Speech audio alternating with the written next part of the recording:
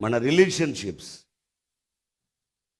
మన సంబంధాలు క్రీస్తుని చూపించేవిగా ఉండాలి, క్రీస్తుని ప్రతిబింబించేవిగా ఉండాలి. ఏంటమ్మాయి మీ అత్త అంత భయంకరాలు అయినా నువ్వు ఎందుకు అంత ప్రేమ చూపిస్తావంటే క్రీస్తు చూపించండి కాబట్టి, అంతే. That is only one reason.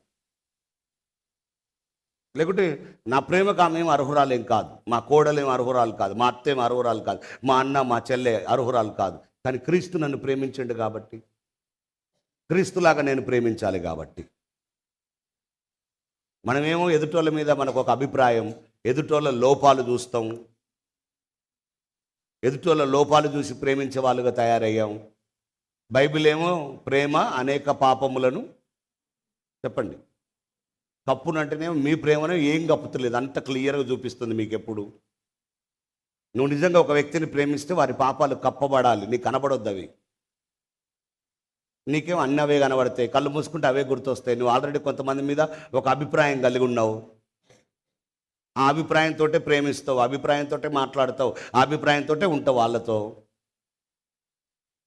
మీరు ఆలోచించడానికి మాటలు సీరియస్గా చెప్తున్నా నేను.